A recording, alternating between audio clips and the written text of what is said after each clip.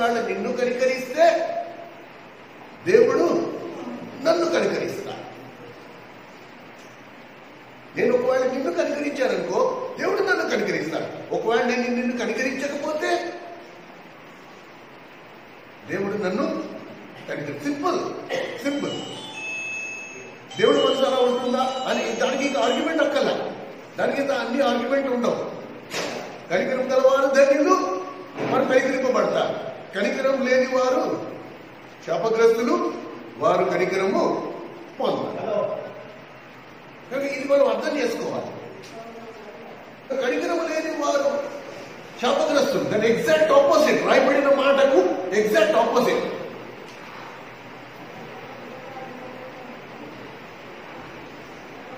మీరు దీన్ని ఎలా వివరిస్తాము అంటే, ఈ రోజు నేను ఈ వాక్యం ధ్యానిస్తున్నప్పుడు దేవుడు ఒక ప్రత్యక్షత ఇచ్చాడు, ఒక రెవల్యూషన్. ఇదే మత్తయి సువార్త 6వ అధ్యాయంలో ఒక పేజీ తిరిగే యువతలకి మత్తయి సువార్త 6వ అధ్యాయం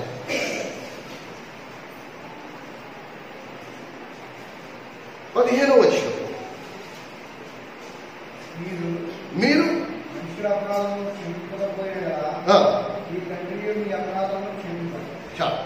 ఇప్పుడు చూడండి, ఒకవేళ నేను నిన్ను క్షమించే గుణము నాకు లేకపోతే, ఎంత స్పష్టం, వెరీ క్లియర్. నువ్వు నాకు విరోధంగా తప్పు చేస్తావు, లేకపోతే నన్ను గాయపరిచినట్టు ఏదైనా చేస్తావు, నేను నిన్ను క్షమించకపోతే దేవుడు కూడా నన్ను క్షమించాడు. సరేనా? మనము మనుషుల్ని క్షమించకపోతే దేవుడు మనల్ని క్షమించాడు. అయితే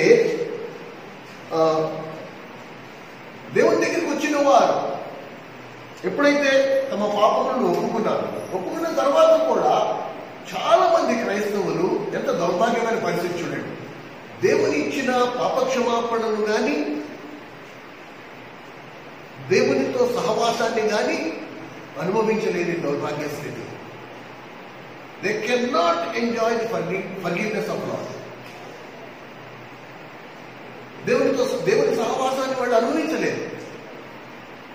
వాళ్ళకి దేవుడు వాళ్ళ పాపాలు క్షమించాడా? క్షమించాడు.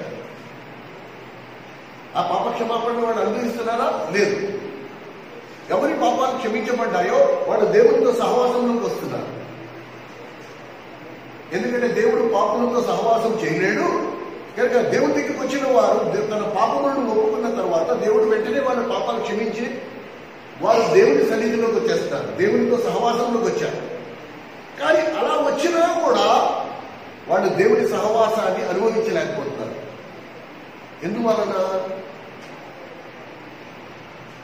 ఎందుమూలంగా దేవుని పాపక్షమాపణను సంపూర్ణంగా అనుభవించలేకపోతున్నారు.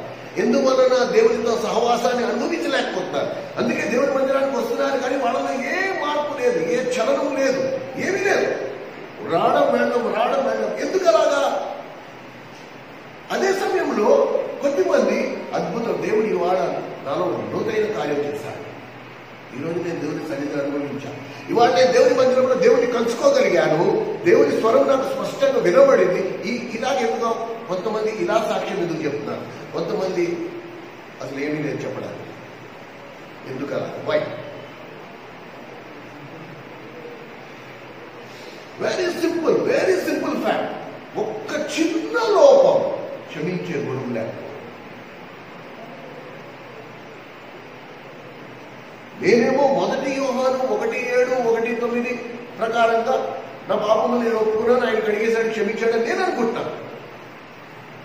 కానీ నాకు విరోధంగా పాపము చేసిన వాడిని నేను క్షమించట్లే. కనుక ప్రభు ఏమంటున్నాడు? మీరు మనుషుల పాపము క్షమింపకపోతే తండ్రి కూడా మీ పాపాలు క్షమించాడు. అంటే నా పాపాలు ఇంకా నిలిచి ఉన్నాయి. నా పాపాలు నిలిచి ఉన్నాయి కాబట్టి ఇప్పుడు నేను దేవుని సన్నిధిని అనుభవించలేకపోతున్నాను. నేను దేవుని మందిరానికి వస్తున్నాను, దేవుని వాక్యం వింటున్నాను, కానీ దేవుని సన్నిధిని అనుభవించలేకపోతున్నాను. నాకు దేవుని స్వరం వినపడట్లేదు. ఎందుకు? నేను అది చిన్నది పెట్టుకున్నాను, ఆ పులిసింది చిన్నది లోపల పెట్టుకున్నాను. దాని మూలంగా ఏమవుతోంది? దేవుని దేవుని వాక్యం నేను ధ్యానించినా కూడా నాకేం అర్థం అవ్వట్లేదు.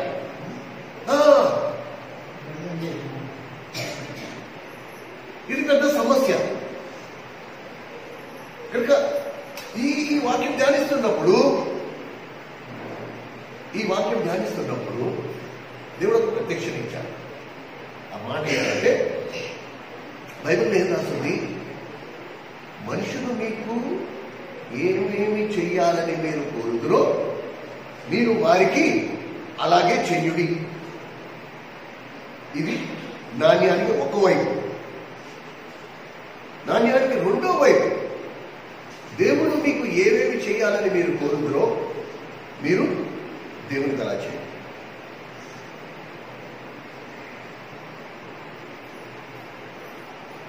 దేవుడు నన్ను క్షమించాలి, దేవుడు నన్ను ప్రేమించాలి అనుకుంటే రివర్స్, నువ్వు కూడా సేమ్. నువ్వు దేవుడిని ప్రేమించినావు. ఎంతమంది దేవుడిని ప్రేమిస్తారంటే అందరూ చేతులు పైకి ఎత్తారు. నువ్వు నిజంగా దేవుని ప్రేమించిన వాడు అయితే, నిజంగా దేవుని ప్రేమించిన దాని అయితే ఆయన ఆజ్ఞలన్నీ గైకుంటావు కదా. మరి నువ్వు గైకొనట్లేదంటే నువ్వు ప్రేమించినట్లే. భార్య భర్త దగ్గరికి వచ్చి, బావా నువ్వంటే నాకు ఎంత ప్రేమ తెలుసా, ప్రేమ అంటే మరి ఒక్క మాట కూడా నువ్వేనవు కదే అంటాడే. కానీ నిజమేనా, నేనంటే నీకు నిజమే ఇష్టమా అని తృప్తి పడట్లేదు. ప్రేమించిన వాడు ఎవరినైతే ప్రేమిస్తాడో వాడు ఏ విధంగా కూడా గాయపరచబడకుండా అని మాట ఆజ్ఞలు కనుక నిజంగానే దేవుని ప్రేమించిన వాడినైతే దేవుని ఆజ్ఞలన్నింటినీ నేను గైకొంటాను. నేను గైకొనట్లేదంటే నేను దేవుని ప్రేమించట్లేదు. Very very simple. కానీ ఇక్కడ మనం గమనిస్తే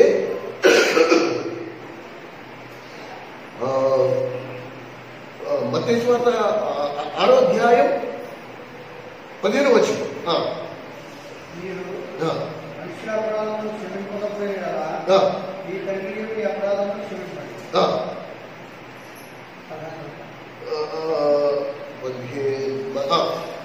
మీరు మనుషుల అపరాధము క్షమింపకపోయిన ఎడల మీ తండ్రియు క్షమింపడు. ఇప్పుడు ఇది ఇంత ముఖ్యమేంటి, ఇంత ఇంపార్టెంటా అనిపిస్తుంది. ఆయన దేవుడు అండి, ఆయనకైతే సాధ్యమవుతుంది క్షమించడం. మన మనుషులు మనకెక్కడ సాధ్యమవుతుంది అంటే సాధ్యపరచుకోవాలి. దేవుడిని పాపాలన్నీ క్షమించాలి అని నీకుంటే నువ్వు కూడా క్షమించాలి. మనకు రావాల్సింది మొట్టమొదటి. దీని మూలంగా ఒక అద్భుతమైన మేలు కూడా ఉంది. అంటే పరోక్షంగా చెప్పాలంటే మీరు మనుషులను కనికరింపకపోయిన ఎడల దేవుడు కూడా మిమ్మల్ని కనికరింపడు. మీరు మనుషుల పాపము క్షమింపని ఎడల దేవుడు కూడా మీ పాపాలు క్షమింపడు. అర్థమవుతుంది కదా మీకు? అర్థమవుతుంది కదా. ఇప్పుడు ఎందుకు కనికరం అంత ఇంపార్టెంట్? ఎందుకు నేను కనికరం గలవాడినై ఉండాలి? నా దేవుడు నన్ను కనికరించినట్లు నేను మనుషులు ఎందుకు కనికరించాలి? ఎందుకంటే నీతి విషయంలో చదవన్న జాగ్రత్తగా, నీతి విషయంలో కనుక నేను ఆజ్ఞలన్నింటినీ గైకొని అనింద్యుడిని అయినా సరే నాకు తీర్పు ఉంటుంది. తెలుసా? అలా చెప్తున్నా, మన జాగ్రత్తగా వినండి. నేను నీతి విషయంలో ఆజ్ఞలన్నిటినీ గైకొని నేను నీతిమంతుడు అయినా సరే నాకు తీర్పు ఉంటుంది.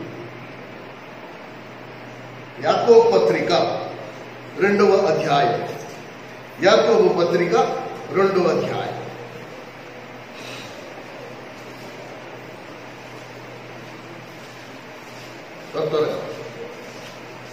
యాకోబు పత్రిక 2వ అధ్యాయం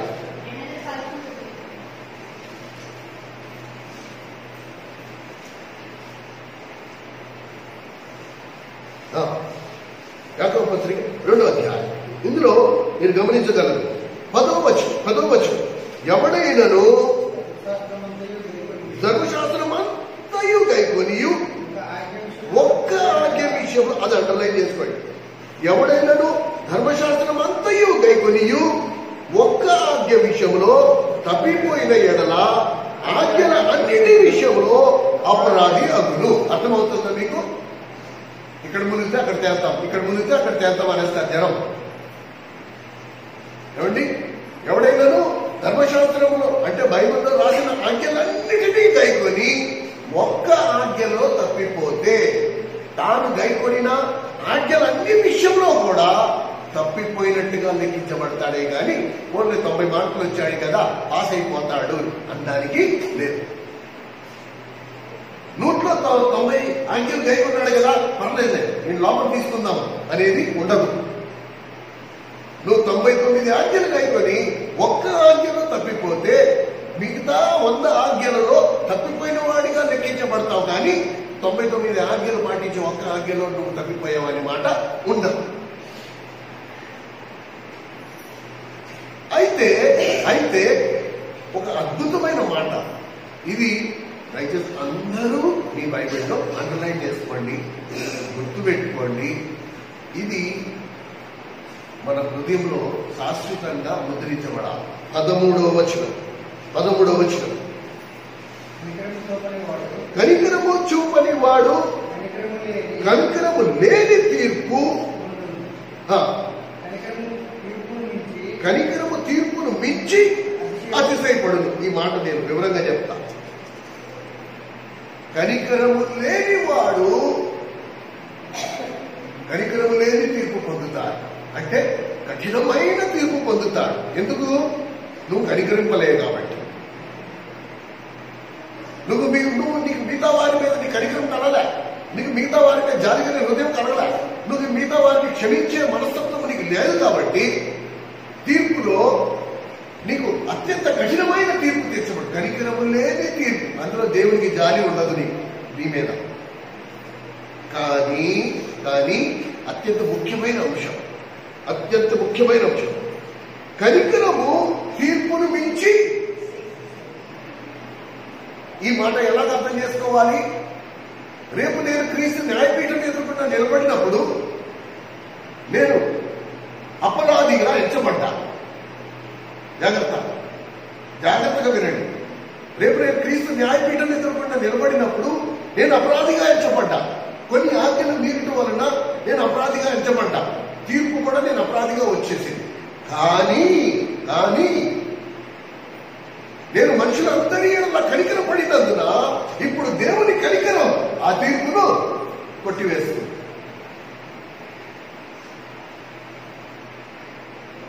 నేను అపరాధినే,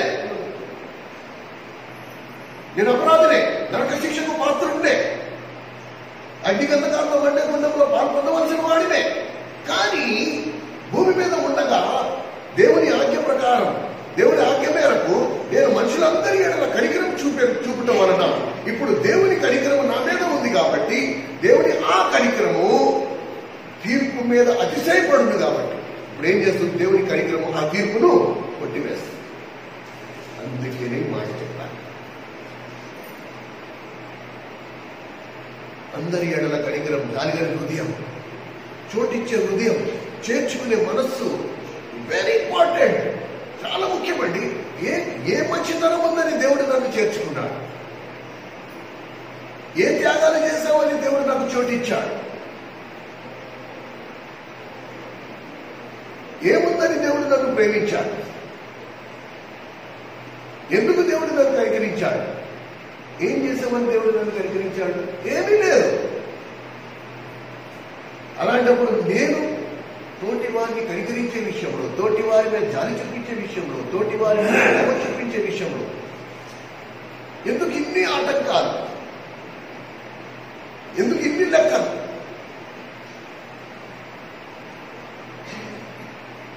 ఈ మర్మం గుర్తుపెట్టుకోండి ప్రేమ సోదర సహోదరి. మన ఆత్మీయ జీవితంలో అందరికంటే పెద్ద రోడ్ బ్లాక్, ఆత్మీయంగా ముందుకి వెళ్లకుండా అడ్డుగా ఉన్నది పెద్ద బండ. ఈ బండను తొలగించు. Start loving people. అందరినీ ప్రేమిద్దాం, అందరి ఎడల కనికరం కలిగి. నేను అందుకని అందరితో చెప్తాను, దేవుడు సృష్టించిన మనుషులందరూ మంచివాళ్ళంటే పరిస్థితులను బట్టి, అపవాది యొక్క దాడిని బట్టి వాళ్ళ జీవిత కాలంలో ఆయా సమయాలలో వాళ్ళు క్రూరులుగా మారారే కానీ దేవుని సృష్టిలో లోపం లేదు. ఎంత మనం ద్వేషిస్తే అపవాదిని ద్వేషించాలి,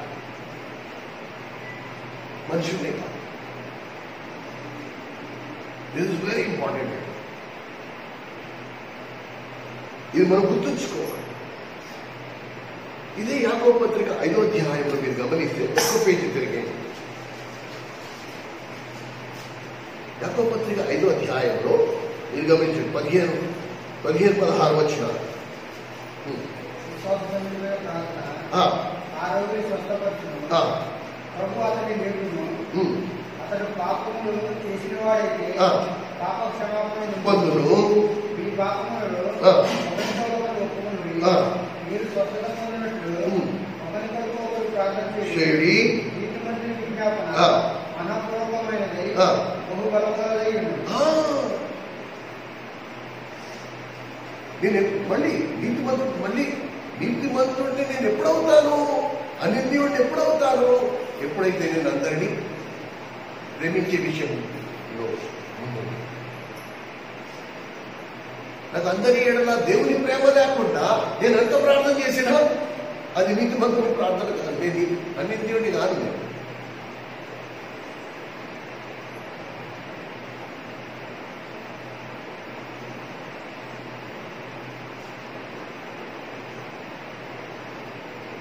పాపానికి మూల కారణం అండి.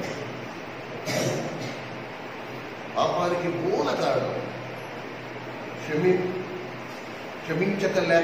క్షమించలేకపోయే వైఖరి, గుణం, యాటిట్యూడ్, క్షమించలేని వైఖరి.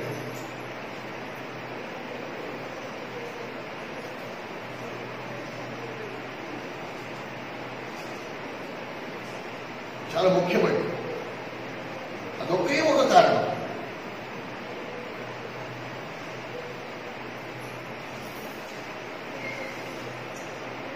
అందుకే వ్యాధులు, అందుకే రోగం.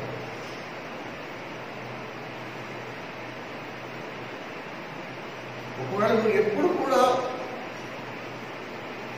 తోటి అందరినీ, ఇప్పుడు అందులో దేవుడు నమ్ముకున్న వారు, దేవుడు నమ్ముకున్నని వారు అని లేదు, అందరినీ క్షమించే మనస్సు, ప్రేమించే మనస్సు, కనికరించే మనస్సు మీకు ఎటువంటి వ్యాధి.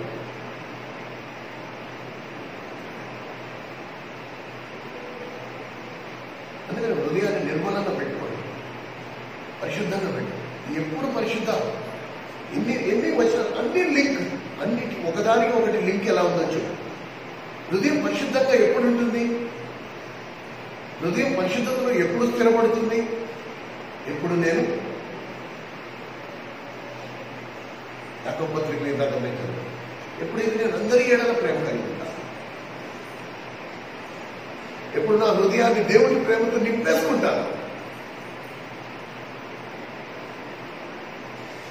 అవతలతో కోడి ఎలాంటి వాడైనా పర్వాలేదు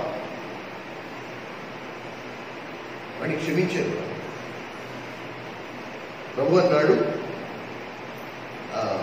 శిష్యులు వచ్చి ప్రభుని అడిగారు, ప్రభు నా సహోదరుడు నాకు విరోధంగా ఏదైనా తప్పిదము పాపము చేస్తే నేను ఎన్నిసార్లు క్షమించాలి?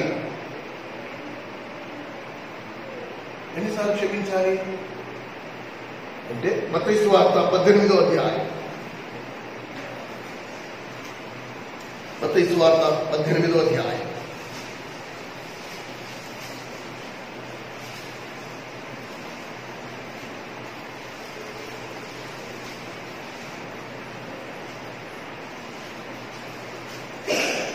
పదిహేనవ వచనం,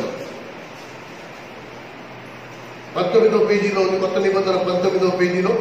మరియు నీ సహోదరుడు నీ ఎడల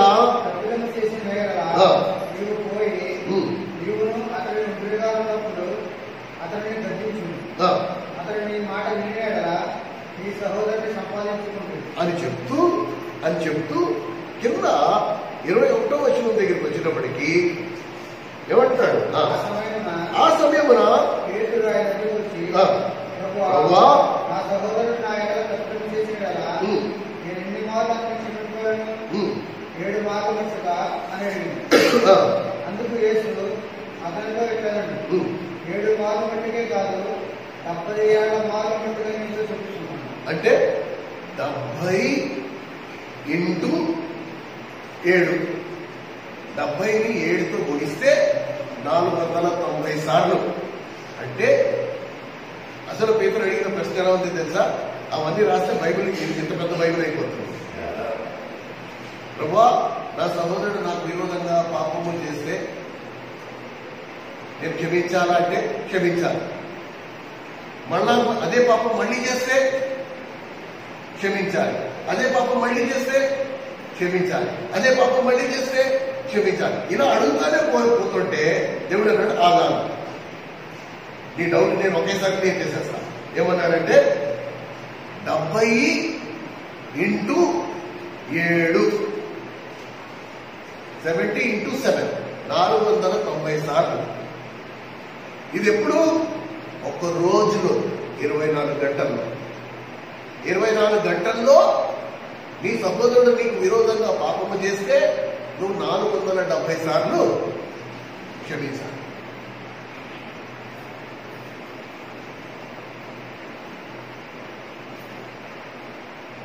నువ్వు క్షమించకపోతే ఏమవుతుంది? చెప్పండి. నువ్వు క్షమించకపోతే ఏమవుతుంది? దేవుడు నా పాపమును క్షమించాడు. మనం అలా కాదు. నేనైతే వాళ్ళని క్షమించను, కానీ నేను దేవుడి దగ్గరికి వెళ్ళినప్పుడల్లా దేవుడు నా పాపాలు క్షమిస్తూ ఉండాలి. ఎలా సాధ్యమవుతుంది? ఇది మనం గుర్తుంచుకుందాం. అయితే వెరీ ఇంపార్టెంట్ ఒక ముఖ్యమైన మాట. ఫిలిప్పీలకు రాసిన పత్రికలో ఒకడు మరణానికి సమీపంగా ఉన్నంత వ్యాధిగ్రస్తుడై ఉన్నాడు. ఫిలిప్పీలకు రాసిన పత్రిక 2వ అధ్యాయం. ఫిలిప్పీలకు రాసిన పత్రిక 2వ అధ్యాయం 179వ పేజీ. 179వ పేజీ. ఫిలిప్పీ 2 అందులో 25వ వచనం. మరియు నా సహోదరుడును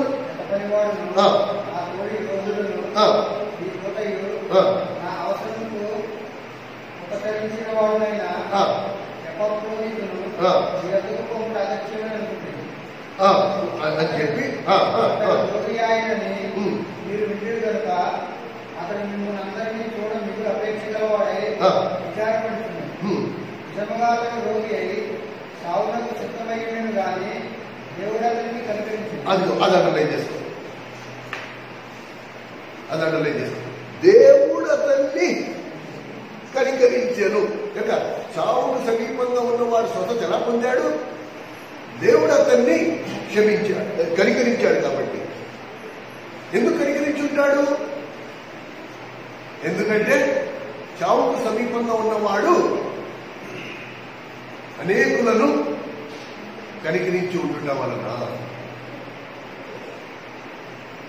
పెద్ద ప్రూఫ్. నువ్వు మిగతా వాడిని కనికరిస్తే దేవుడు నిన్ను కనికరిస్తాడు. నువ్వు మిగతా వాడిని కనికరించకపోతే దేవుడు నిన్ను కనికరించు. ఇప్పుడు చావుకు సమీపంగా ఉన్నవాడు అందరినీ కనికరిస్తూ వచ్చాడు. కాబట్టి ఎంత స్పష్టంగా దేవుడు అతన్ని కనికరించెను. అతని మాత్రమే కాక నాకు దుఃఖము మీద దుఃఖము కలుగుటకై నన్ను కనికరించు.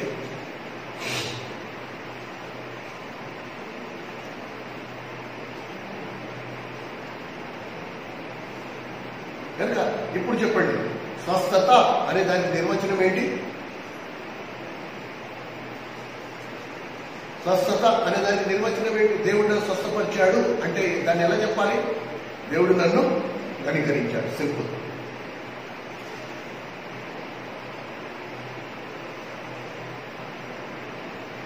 స్వస్థత అంటే దేవుడు నన్ను కనికరించాడు.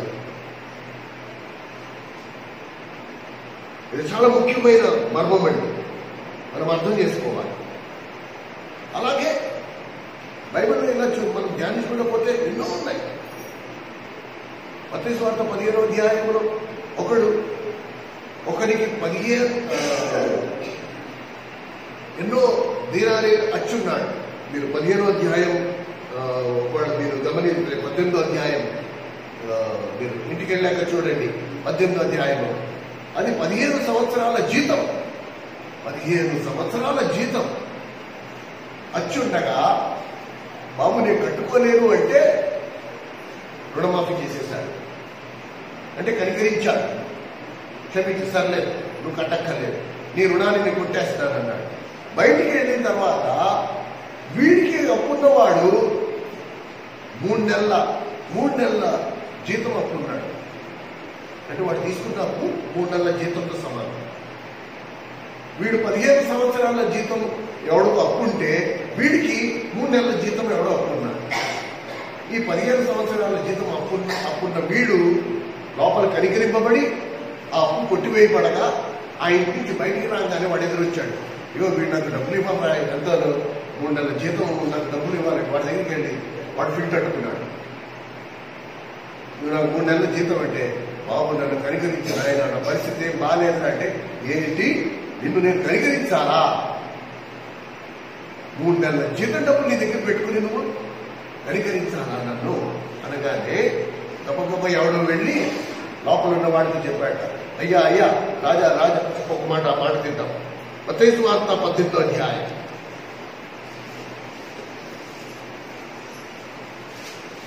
మత్తయి 18వ పేజీ, మత్తయి సువార్త 18వ అధ్యాయం 18వ పేజీ 23వ వచనం నుండి దయచేసి త్వరగా ఎవరైనా చదవండి.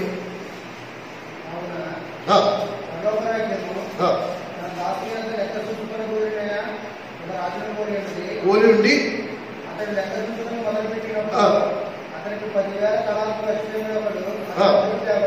ఈ 10,000 తలాంతుల కింద మీరు చూడండి, 1 తులము ఇంచుమించు 3,600 రూపాయలు కావచ్చును.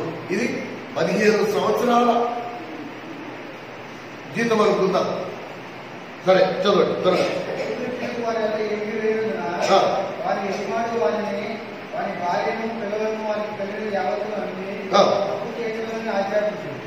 కాబట్టి ఆ దాసుడు అతని ఎదురు సాగిపోయి నొక్కి నా ఎడ ఓర్చుకుంది, నీకు అంతయు చెల్లిందని చెప్పగా ఆ దాసుని యజమానుడు కనికరపడి వారిని ఎప్పుడెప్పుడు ఆ కనికరం అనే మాట నాకు చెవిటి దిగబడుతూ ఉంటుందో ఒక్కసారి రోమాలు నిక్కబడుచుకుంటూ ఉంటాయి.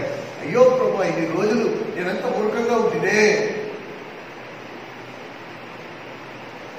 కనికరపడ్డామంటే ఓర్చుకోవడం, సహించడం, క్షమించడం అన్ని కనికరం అనే పదంలోకి వస్తాయి. చదువు. ఆ దాసుని యజమానుడు కనికరపడి వారిని విడిచిపెట్టి వారి అప్పు క్షమించింది. అయితే ఆ దాసుడు బయటకు వెళ్ళి తనకు 100 దేనాలను వచ్చిన తన తోడి దాసులో ఒకరిని చూసి వారి గొంతు పట్టుకుని నీవు వచ్చినది చెల్లించుకోమని. అందుకు వారి తోడి దాసుడు సాగిపడి నా ఎడ ఓర్చుకుని. సేమ్ అదే పదాలు ఇష్టమా? అదే పదాలు. వీడి దాసు దగ్గర ఏ పదాలు వాడాడు? నా ఎడల ఓర్చుకునుము, నేను నీకు అంతా చెల్లిస్తాను అన్నప్పుడు వీడు చెల్లించవలసిన ఆ యజమానుడు వీడి మీద కనికరపడ్డాడు. నా ఎడల ఓర్చుకునుము,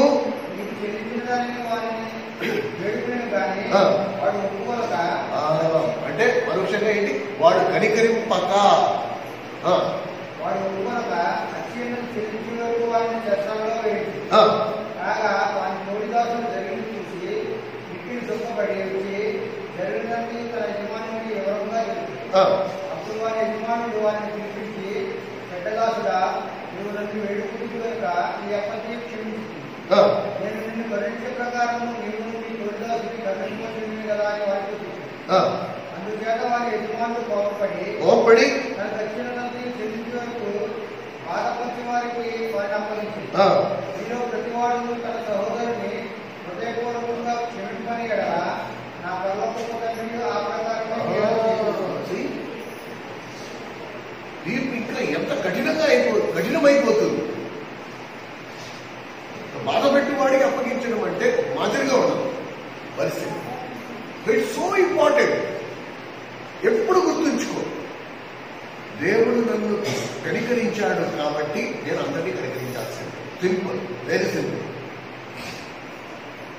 నాకు విరోధంగా ఎవరు ఎన్ని తప్పిదములు చేసినా నేను వారికి క్షమించాల్సిందే. ఇప్పుడు అరగంట సేపు నేను చూస్తున్నాను, చిన్నగా కళ్ళు ఎర్ర చేసి నా వైపు ప్రతిపై కూడా చూస్తున్నాను. అంటే ఇలా ఎవరో ఒకటి నన్ను వేసుకుంటా పోతా ఉంటే నేను అలా మౌనంగా ఉండాలా,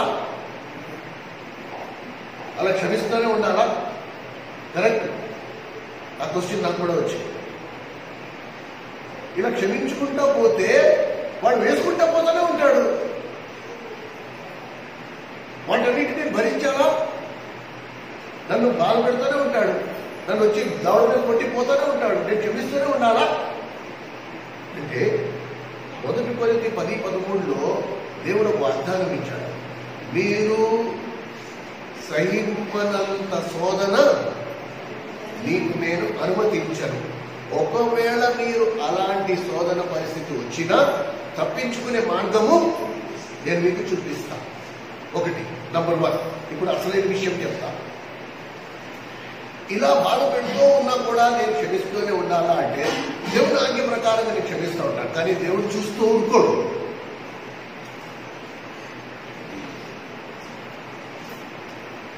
దేవుడు చూస్తూ ఊరుకోడు. నేను దేవుని ఆజ్ఞ ప్రకారం, దేవుడు నన్ను ఆజ్ఞాపించాడు కాబట్టి నాకు విరోధంగా నా పాపము చేసిన వాడిని నేను క్షమిస్తూ ఉంటాను. ఎందుకంటే దేవుడు నాకు చెప్పాడు, వాడు చేసిన పాపమే మళ్ళా చేస్తూ ఉన్నా కూడా నేను క్షమిస్తాను. ఇలా ఎన్నిసార్లు? 490 సార్లు ఒక రోజుకి. రోజు నెలకు కాదు, సంవత్సరానికి కాదు, ఒక రోజుకి 490 సార్లు. మరి అలాంటప్పుడు వాళ్ళు చేస్తూ పోతే దేవుడు చూస్తూ ఊరుకుంటాడు అనుకుంటున్నావా? నో. నిన్ను బాధ పెడుతున్న వారిని అవసరమైతే దేవుడు భూమి మీద లేకుండా చేసేయగలడు. తెలుసా? God may even kill that person. నువ్వు ఆజ్ఞలు కైపెట్టావు పో. ఆ ప్రక్రియలో నువ్వు ఎదుర్కొంటున్న శ్రమలు కానీ, ఆ ప్రక్రియలో నువ్వు ఎదుర్కొంటున్న శోధనలు కానీ, ఆ ప్రక్రియలో నువ్వు ఎదుర్కొంటున్న కష్టాల్లో కానీ దేవుడు మౌనంగా చూస్తూ ఊరుకోడు.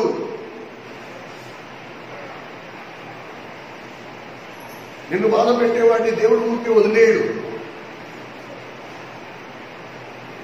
ట్రీట్మెంట్ ఎలా ఉంటుందంటే అత్యంత సున్నితమైన భాగం మీద ఎలా దెబ్బ కొడతాడంటే మళ్ళా నిన్ను బాధ పెట్టే ధైర్యమైన ఆలోచన వాడికి రావాలన్నా తప్పించిపోతారు. వాళ్ళు కాళ్ళంటారు, నా ఎకరాలు తెలుస్తుంది ఆలోచన రావడానికి. దిస్ ఇస్ ట్రూత్, ఇది సత్యం. కానీ ఇలా క్షమిస్తూ పోవాలా? వాళ్ళు ఎంత చేసినా మనం ఇలా మౌనంగానే ఉండాలంటే ఎస్, మౌనంగా ఉండాలి. నీ పని నువ్వు చేయి, దేవుడి పని దేవుడు నిన్ను క్షమించమన్నాడు, నువ్వు మౌనంగా ఉండి క్షమిస్తూ పో. దేవుడు చేయాల్సి ఇది వాస్తవం.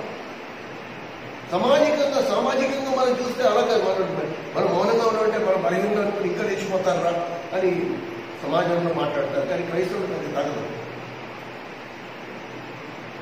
నిజమైన క్రైస్తవులకు అలా తగదు. తగులు వేసుకోవడం, రోడ్డులు ఎక్కడం, వీధులు ఎక్కడం,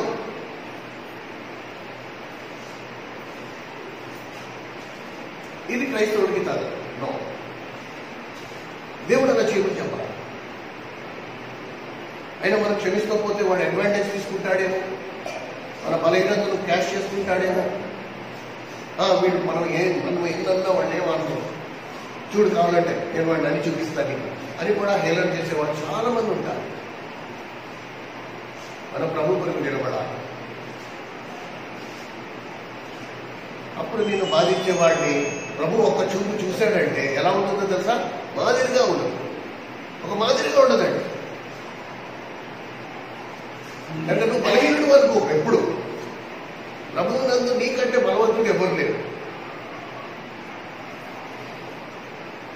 ప్రభు నందు నీకంటే బలవంతుడు ఎవరు లేరు.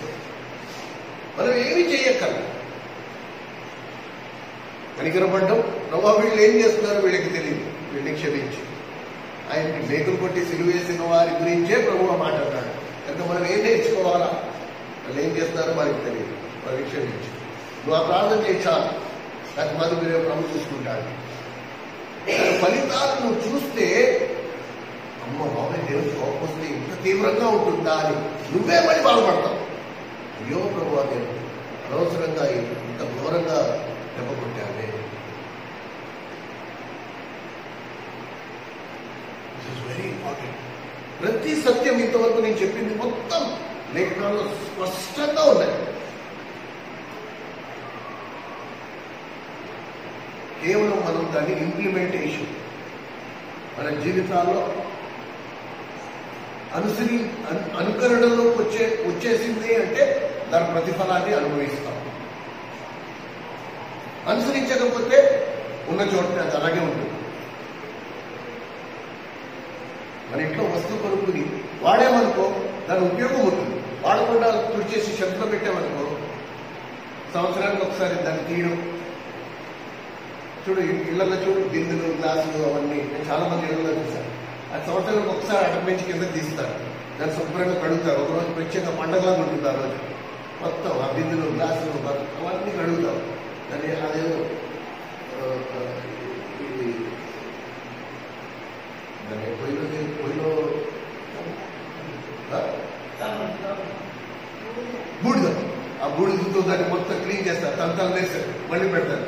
మళ్ళీ వచ్చాడు అదే తారీఖున మళ్ళీ అవి కిందకి తీస్తూ ఉంటాయి సంవత్సరానికి ఒకసారి. కనుక దేవుడు అన్ని చక్కగా మన చేతికి అందించాడు. దాన్ని ఉపయోగించుకుంటే దాని ప్రతిఫలం అనుభవిస్తాం.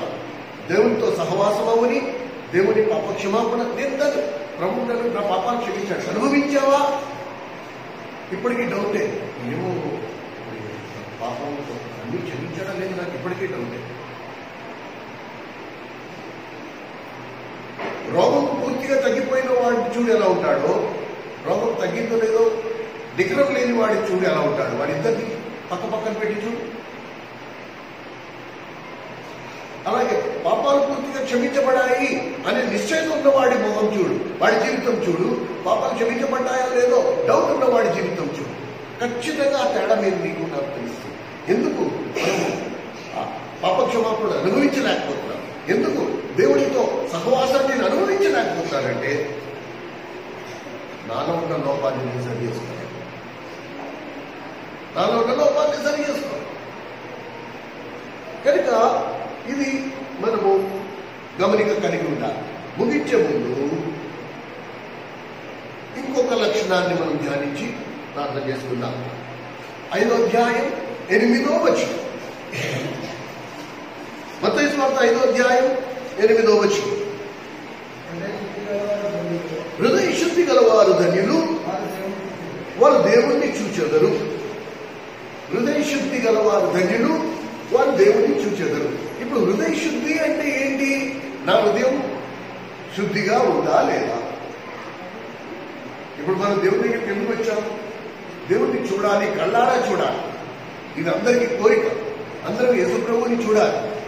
ఇప్పుడు దేవుడు అంటున్నాడు, హృదయ శుద్ధి గల వారు ధన్యులు, వారు దేవుడిని చూస్తారు. ఎప్పుడు?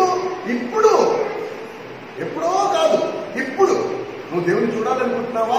నీకు హృదయ శుద్ధి అంటే నీకు దేవుడు కనబడతాడు. కనుక హృదయ శుద్ధి అంటే ఏంటి? ఏం చేస్తే హృదయం శుద్ధి అయినట్టు? ఇప్పుడు నా హృదయం శుద్ధిగా ఉందా లేదా? ఒకవేళ నా హృదయం శుద్ధిగా ఉందని నేను అనుకుంటుంటే నాకు దేవుడు ఎందుకు కనబడట్లేదు? ఈ ప్రశ్నకి సమాధానం ఎక్కడుంది అంటే, అసలు హృదయ శుద్ధి అంటే ఏంటి? అసలు హృదయ శుద్ధి అంటే ఏంటి? హృదయ శుద్ధి గల వారు ధన్యులు, వారు దేవుడిని చూచెదరు. అసలు హృదయ శుద్ధి అంటే ఏంటి?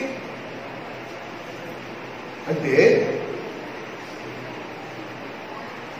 ఏ హృదయంలో యేసుక్రీస్తు ప్రభువుకి తప్ప మరి వేటికి ఎవరికి, మళ్ళా చెప్తున్నా, ఏ హృదయంలో యేసుక్రీస్తు ప్రభువుకి తప్ప వేటికి ఎవరికి స్థానము ఉండదో ఆ హృదయం శుద్ధి కలిగిన హృదయం.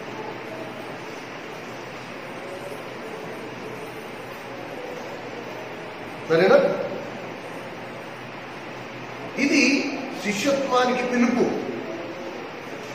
ఇది శిష్యత్వానికి షరతు కూడా. ప్రభు ఏమన్నాడు?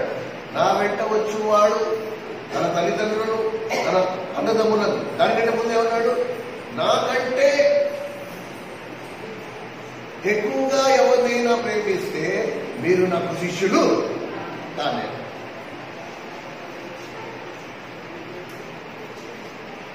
అలా చెప్పి మనం అందరినీ వదులుకోలేదు.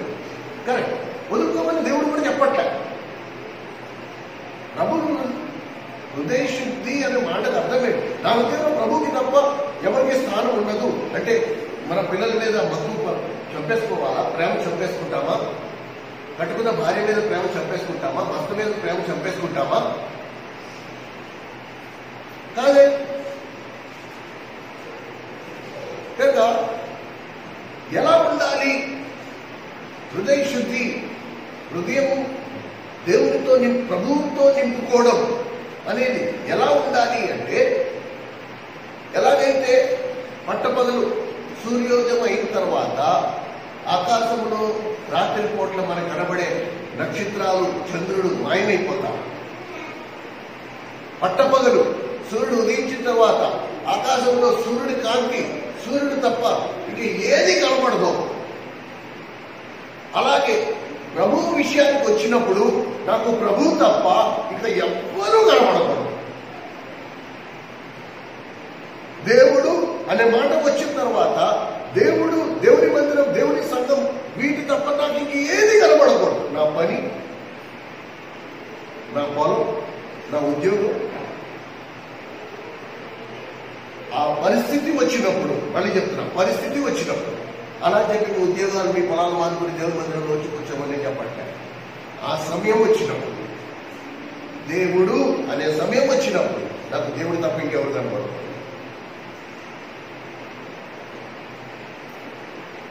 ఆకాశంలో నక్షత్రాలు లేవా? అక్కడే ఉన్నాయి.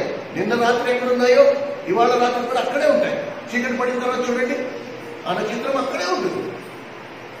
మన పిల్లలు అక్కడే ఉంటారు.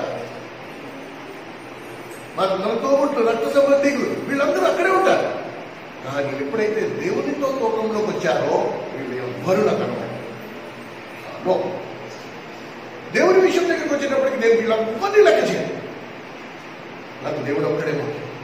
దేవుని కంటే ఎక్కువ ఎవ్వరూ కాదు. నాకు నా ఉద్యోగం కాదు, నా జీవితం కాదు, నా పొలం కాదు, నా వ్యాపారం కాదు, ఏది కాదు. దేవుని ప్రశ్న వస్తే దేవుని వెనక పెట్టి మిగతా వేటినైనా నేను ముందు పెట్టేనా? నేను అసలు శిష్యుడిని, శిష్యురాలనే కాదు.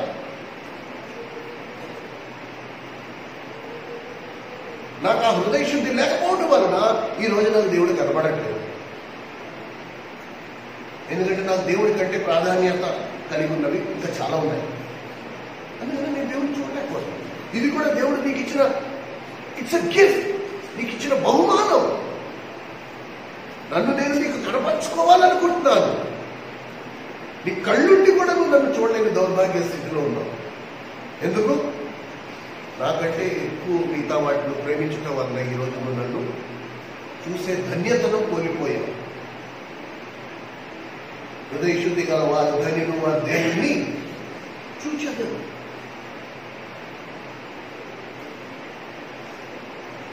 అందుకే నేను శిష్యత్వం యొక్క పిలుపు, లూకాసు వార్త మీరు 14:26 ఆ పిలుపులోనే ఆ మాట, నా వెంట వచ్చువా. ఏమండి? కనుక మనము ఎప్పుడైతే నా హృదయం నిండా నేను ప్రభువుకి ప్రాధాన్యతనిచ్చాను, మిగతావన్నీ తర్వాత పెట్టానో, అప్పుడు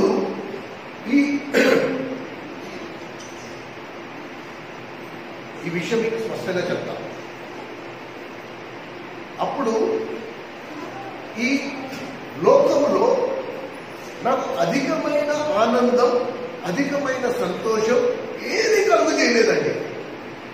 nothing can give me more joy and happiness than Lord. ఎందుకు ఈ మాట చెప్తున్నానో జాగ్రత్తగా వినండి. ఒక సేవకునిగా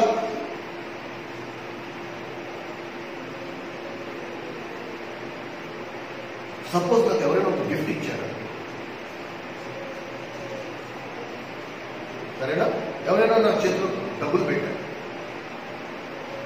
ఆ డబ్బులు నాకు ఎంతో అవసరం.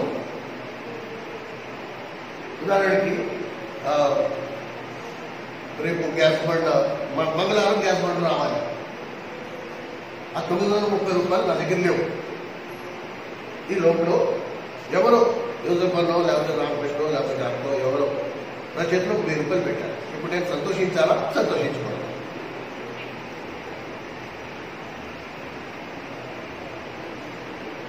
ఇప్పుడు నేను ఆనందించాలా? ఆనందించకూడదు? చెప్పండి.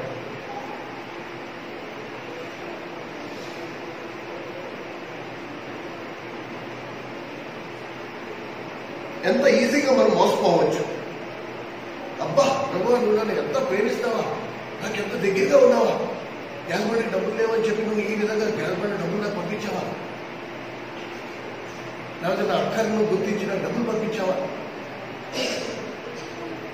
ఒకవేళ ఆ ధనము నాకు అధికమైన ఆనందం కలుగు చేస్తే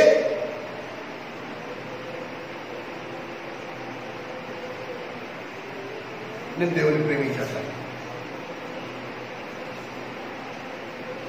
ఎందుకు నేను చెప్తాను, ఎందుకు కూడా నేను చెప్తాను. ఏ హృదయంలో ప్రభువుకి మాత్రమే చోటు ఉంటుందో ఆ హృదయము పరిపూర్ణమైన సంతోషాన్ని అనుభవించిన అనుభవంలో ఉంటుంది.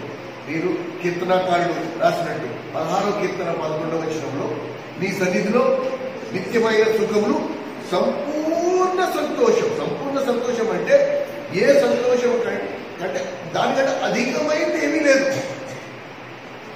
ఆ సంపూర్ణ సంతోషము నీ సన్నిధిలో, నీ కుడి చేతిలో. కనుక ఎవరి కుడి చేతిలో సంపూర్ణ సంతోషం కలదో ఆయననే నా హృదయంలో నేను నింపేసుకుంటే ఆ సంపూర్ణ సంతోషం నేను అనుభవించినట్టే. ఒక గ్యాస్ బండికి ఒక 1000 రూపాయలు నాకు అదనమైన సంతోషం కలుగు చేయలేదు. ఒక ఇంటి లోన్ శాంక్షన్ అయితే నాకు అదనమైన సంతోషం ఏమీ కలగదు. నేను ఏమైనా కొత్త బండి కొనుక్కుంటే నాకు అదనమైన సంతోషం ఏమీ ఉండదు. ఈ సంతోషం దేవుడు నా హృదయంలో నింపుకున్న దానిని బట్టి నేను అనుభవించిన సంతోషం కంటే అదనంగా సంతోషం నాకు ఎందులోనూ కలగదు. అది ఒక పెద్ద శోధన. దాని నుండి నేను పశ్చాత్తాపడి విడుదల పొందాలి. దేవుడు సంపూర్ణ సంతోషం కంటే నువ్వు అదనంగా దేని నుండి అయినా సంతోషం పొందినట్లయితే నువ్వు మళ్ళా దేవుని దగ్గరికి వచ్చి క్షమించు, ప్రభువా నన్ను క్షమించు, నీ సంపూర్ణ సంతోషాన్ని అనుభవించి కూడా నేను ఈ ఫలానా నాకు కొంచెం అధికంగా సంతోషం కలుగజేసింది అంటే నేను నిన్ను అవమానపరిచినట్టే, నన్ను క్షమించు. దీని నుండి ఇది నాకు శోధన, నేను దీంట్లో పడిపోయా, నన్ను క్షమించు ప్రభువా, నన్ను క్షమించు, నేను ఇందులో పడిపోయా, నేను దీనికి అధికంగా నీకంటే ఎక్కువగా దీన్ని ప్రేమించాను కాబట్టి దేన్ని నువ్వు ఎక్కువగా ప్రేమిస్తావో అది నీకు దొరికితే నీకు ఆనందం పెరిగిపోదు. నువ్వు కూడా ప్రభువుని ఎక్కువగా ప్రేమించావు, ప్రభువుని నువ్వు సంపాదించుకున్నావు, ప్రభువుని హృదయంలో నింపేసుకున్నావు, నీకు పరిపూర్ణమైన ఆనందం. నువ్వు ఇంకా దేన్నైనా ప్రేమించావు, డబ్బును ప్రేమించావు, ఆ డబ్బు దొరికింది, నీ హృదయం ఎగిరి గంతులేస్తుంది. ఎందుకంటే నువ్వు ప్రేమించిన దాన్ని నీకు దక్కింది కాబట్టి. కనుక క్రైస్తవుడికి కొలబద్ద ఏంటి అంటే దేవుడు తప్ప మిగతా ఎందులో అయినా సరే నీకు సంతోషం కలిగిందంటే నువ్వు వెళ్ళి వెంటనే దేవుడి దగ్గర గోజాడాల్సిందే. ఏదో తప్పు కొట్టింది ఇక్కడ, ఓ ప్రభా నీకు వెలుపల నాకు ఒక ఆనందం ఉంది అంటే నేను సంపూర్ణంగా నీలో లేను, ఒక కాలు బయట ఒక కాలు లోపల ఉంది. క్రీస్తులో ఉన్నవాడు నిత్యమైన ఆనందం, ఎల్లప్పుడూ ఆనందం. ఫిలిప్పీ 4:4 ప్రకారం. అలా కాకుండా ఒక లాటరీ తగిలింది, లేకపోతే జీతంలో అభివృద్ధి వచ్చింది, వృద్ధి పొంది జీతం పెంచేశారు, దాన్ని బట్టి ఆనందం.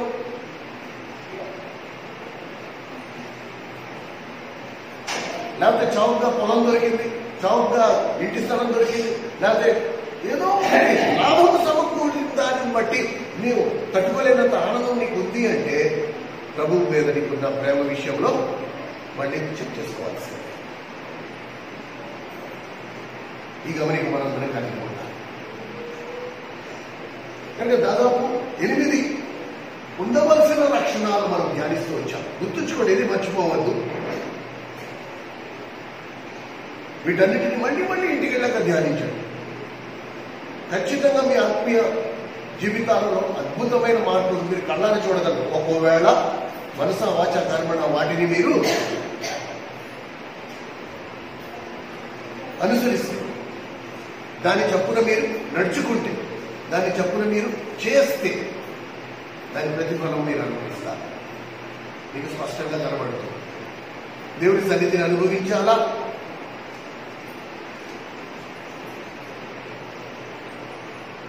దేవుని పాప క్షమాపణను అనుభవించాలా, మీరు క్షమించడం నేర్చుకోండి. మనుషులు మీకు ఏమేమి చేయాలని మీరు కోరుదురో మీరు వాళ్ళకి అలా చేయండి. దేవుడు మీకు ఏం చేయాలని మీరు కోరుదురో మీరు దేవునికి అలా చేయండి.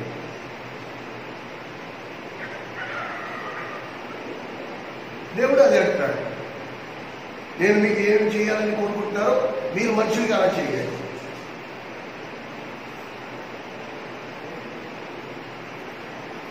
మనం వచ్చి వెళ్ళి పెట్టు వల్ల దానివల్ల మనకి ఉపయోగం మాత్రం లేదు.